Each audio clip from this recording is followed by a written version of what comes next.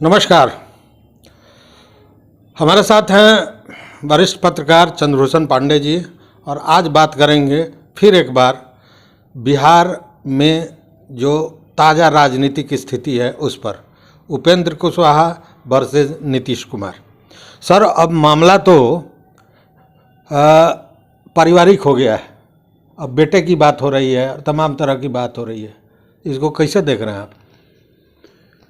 देखिए, जो परिस्थिति जैसे बढ़ती जा रही है, यह अब तो लगता है कि जेडीयू पार्टी जो है वह उसका टूटना प्रारंभ हो गया है।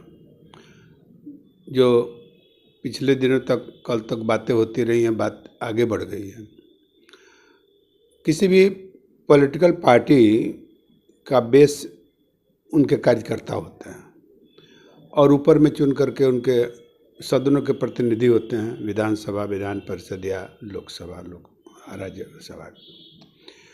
तो अब उपेंद्र कुशवाहा का जो कहना है कि हमारा हिस्सा अब दे दीजिए, उसके बाद ही हम पार्टी से जाएंगे, तो रोज़ के इस बयानबाजी के बाद अब जो जनता ये जेडीयू माने जनता दल यू के जो कार्यकर्ता हैं गांव में, कस्बों में, शहरों में, ये लोग भी अब दो खेमों में बंटने लगे हैं। जो नीतीश कुमार जी के समर्थक हैं, सरकार के समर्थक हैं, वो अलग दिखाई देते हैं, उनकी बोली बानी अलग हो गई है, और जो उपेंद्र कुशवाहा जी के समर्थक हैं उनकी बोली बानी अलग हो गई है।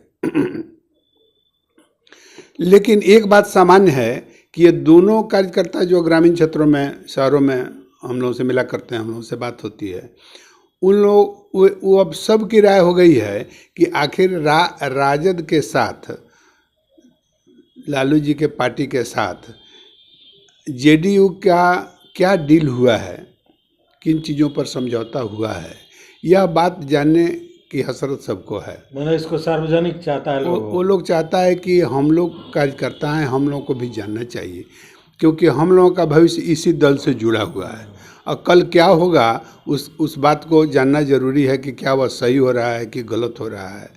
चूँकि नीतीश कुमार जी की जो राजनीतिक यात्रा है वो अब कगार पर पहुंच गई है, लेकिन दूसरे का भविष्य तो अभी लटका हुआ है। तो जितने लोग, सैकड़ों लोग, लाखों लोग इसके सदस्य हैं, तो उनका भविष्य इसी में है। तो आगे क्या अपना दिन देख रहे हैं, फ्यूचर देख रहे हैं कि हम लोगों का क्या होगा, तो जानना चाहते हैं कि डील क्या है। और अगर डील पक्ष में है तो ठीक है, डील अगर पक्ष में नहीं है तो इस बात को वो लोग जानना चाहते हैं, एक फोरम पर बात करना चाहते हैं।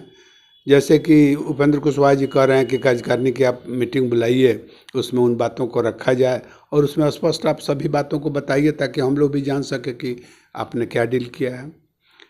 तो अब झूठ और सच क्या, मैंने अब ये लोग आपस में तय कर रहे हैं कि कौन झूठ बोल रहा है, वो झूठ बोल रहे हैं कि अच्छा, अब तो झूठ बोलने के लिए हो रहा है कि बेटा का कसम खाइए। हाँ, अब उस स्तर पर आ गया है कि अब क्रिया कसम का जो है सो बात होने लगा है। बाद में तो मुख्यमंत्री जी तो न करके कह दिए हैं कि पत्रकारों को कि इस उपेंद्र कुशवाहा से संबंधित कोई सवाल हमसे नहीं पूछिए, अब उस पर भी पाबंदी हो गई है। तो जब राजनीति करना है तो पाबंदियां तो नहीं होती हैं, वो तो बात चलती रहेगी, किसी की बात रोकने से तो रुकता नहीं है।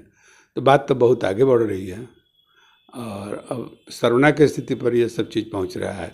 और चूँकि सत्ताधारी दल हैं और मुख्यमंत्री जी खुद हैं उस दल से, तो इससे तो जनता भी अब इंटरेस्टेड हो गई है कि सरकार रहेगी कि नहीं। लोग बात करते हैं, एक दूसरे से मिलते हैं तो पूछते हैं कि सरकार रही कि ना, ये सरकार कई दिन रहेगी कि नहीं रहेगी। तो अभी बड़ा अनिश्चितता का वातावरण है। अब तो जैसे तमाम जगहों पर बात हुई है, जो कुशवाहा समाज के लोग हैं वो लोग भी खुलकर एक तरह से कहें कि उपेंद्र कुशवाहा के पक्ष में नजर आ रहा है। हाँ, बहुत लोगों से बातें हुई हैं, वो जो ग्रामीण क्षेत्रों के जो कार्यकर्ता हैं उन लोगों का अब सामूहिक मत यह बनने लगा है कुशवाहा समुदाय के लोगों का कि उपेंद्र कुशवाहा जी ने गलती किया है, इनको वो लोग दोषी करार दे रहे हैं। उनका कहना है कि जिस चीज़ को लेकर के ये चले थे तो क्या ज़रूरत थी फिर इस पार्टी में चले जाने की।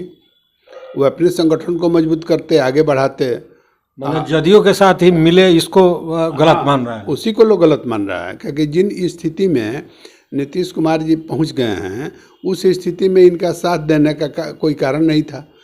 उपेंद्र कुशवाहा जी को अपनी पार्टी को मजबूत करने का काम करना चाहिए, उनको मौका मिला था और गांव-गांव संपर्क कर रहे थे, लोगों में घूम करके अपनी बातों को समझा रहे थे, कह रहे थे, तो उनको अपना मजबूत करना चाहिए था। तो फिर वहाँ पर काहे के लिए चले गया, फिर वही हुआ जो पिछले बार हुआ था। तो जब एक बार सीख ले लिए थे तो इनको ऐसा नहीं करना चाहिए। और दूसरी तरफ लोग कहते हैं कि मुख्यमंत्री जी नीतीश कुमार जी को भी ऐसा नहीं करना चाहिए कि उनको मिला लेने के बाद में तो उनको मिटा देने का जो ऐसा संकल्प ले लिया उन्होंने। तो ये दोनों बातें, तो मतलब जदयू दो फाड़ हो गया। हाँ, सवाल है कि उनके कार्यकर्ता तो दो फाड़ हो गए हैं, उसमें कोई शक नहीं। कार्यकर्ता दो फाड़ हो गए हैं, तो उस स्थिति में तो सरकार भी नहीं रहेगी। उस स्थिति में सरकार नहीं रहेगी। सरकार इसीलिए बची हुई है कि उसमें कायदे कानून है, लोगों का स्वार्थ होगा, लोगों का स्वार्थ है, वो कानून है। इसलिए विधायक तो अभी में टूट हमको नहीं दिखाई दे रहा है भीतरी मामला क्या है, लेकिन विचार से लोग टूट गए हैं, विचार से टूट गए हैं। और चुनाव आते आते लोग बिल्कुल टूट के अलग खड़े हो जाएंगे, ये तो है। तो अगर वो कह रहे हैं उपेंद्र कुशवाहा जी पार्टी कमज़ोर हो गई है, तो गलत नहीं कह रहे हैं, वो सही कह रहे हैं। तो इसमें उपेंद्र कुशवाहा को भी तो मान सकते हैं कि पार्टी को कमज़ोर करने में उनका हाथ है। उपेंद्र कुशवाहा जी तो बार बार यह कहते रहे कि पार्टी को मजबूत किया जाए, पार्टी को कहीं विलय नहीं किया जाए, अपनी पार्टी इतनी मजबूत कर ली जाए कि हम लोग स्वच्छंद राजनीति कर सकते हैं। तो ये तो कमज़ोर करने का कोई ऐसा बात नहीं हुआ तो जो उस बात को तो सुना ही नहीं गया। हाँ, उनका कहना था कि हमने कहा तो उस बार उन लोगों ने कोई तवज्जो नहीं दिया, इसका कोई नोटिस नहीं लिया, है उस पर काम कर रहे हैं। वो जो आत्ममुग्ध हैं कि नहीं हमारी पार्टी मजबूत हो रही है, हमारे वर्करों की संख्या 1 लाख से ज़्यादा बढ़ गया। जदयू के कई प्रकोष्ठ के नेता जो प्रदेश स्तर के नेता हैं, उन लोगों ने एक चर्चा की है जिसमें चिकित्सा प्रकोष्ठ के दीपक कुमार हैं, फिर अल्पसंख्यक प्रकोष्ठ के प्रदेश महासचिव, इन लोगों ने कहा कि नीतीश कुमार से ज़्यादा इसमें जो उनके दाएं बाएं रहने वाले लोग हैं वो लोग ज़्यादा दोषी हैं। उनके चलते ये कहीं ना कहीं उन्हीं की बोली नीतीश कुमार बोल रहा है।